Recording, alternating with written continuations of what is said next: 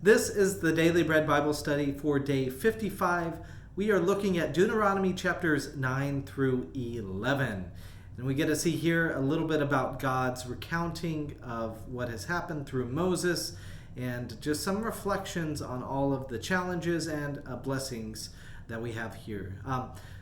Now, it starts off in Deuteronomy 9:3. Know then today that the Lord your God is one who crosses over before you as a devouring fire. He will defeat them and subdue them before you, so that you may dispossess and destroy them quickly, as the Lord has promised you. And so all of this is done not because of the righteousness of Israel, but the wickedness of those nations.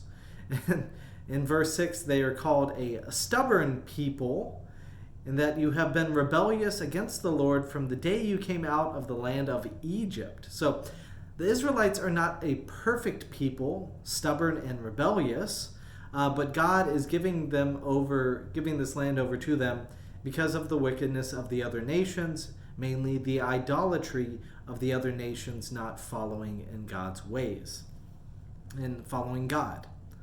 So God is going to bless you in spite of yourselves and your human desires, and God's statutes will keep you on the right path. So in some sense, God will act as a life coach for these Israelites. Now, all these major rebellions are noted. The golden calf, as we talked about in Exodus 32, day 25. There are two from Numbers 11 and day 43. The rebellion of Taberah, the general desert complaints there, and the Lord, where the fire of the Lord consumed the people. And then Kibroth Hattaavah, the complaints about meat and the fill of quail. So that was from Numbers 11. There's also Massa, or aka Meribah, where there was no water, and the water from the rock episode in Exodus 17 that was focused on in day 21.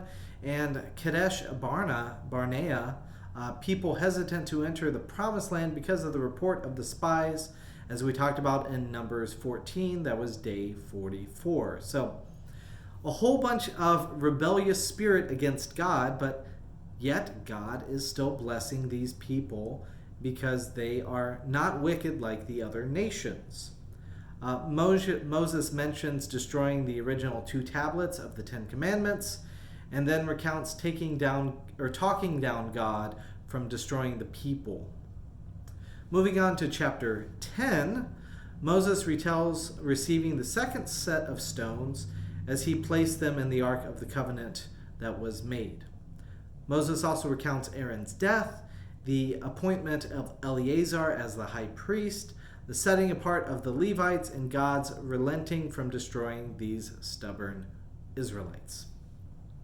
Moses then repeats the essence of the law in Deuteronomy 10, verse 12. So now, O Israel, what does the Lord your God require of you? Only to fear the Lord your God, to walk in all of his ways, to love him and to serve the Lord your God with all your heart and with all your soul, and to keep the commandments of the Lord your God and his decrees that I am commanding you today for your own well-being. So again, love the Lord your God with all your heart, soul, strength, and mind. So that sentiment, as we looked at in the earlier part of Deuteronomy 6, is a theme restated here. Speaking of restating, God then restates God's important ways of the practice of circumcision, to not be partial, to take no bribes, to execute justice for the orphan and the widow, to love the stranger, providing for them food and clothing. For you were strangers in the land of Egypt, in verses 18 and 19. And then you shall fear the Lord your God, him alone you shall worship, as it says in verse 20. Moving on to our last chapter for today, chapter 11. There are rewards for obedience. It is you who must acknowledge his greatness in Deuteronomy 11, verse 2, and another list of God's events and accolades. The promised land is a blessed land because it is, in verse 12, a land that the Lord your God looks after. The eyes of the Lord your God are always on it, from the beginning of the year to the end of the year. And the end of chapter 11 sets up blessings for the obedience and curses for disobedience. In Deuteronomy 11:13, if you will only heed every commandment, you will receive rain for your land in its season. You will gather in your grain, your wine, and your oil, and he will give grass for your fields, for your livestock, and you will eat your fill. Now, if you are disobedient, though, every place on which you set your foot shall be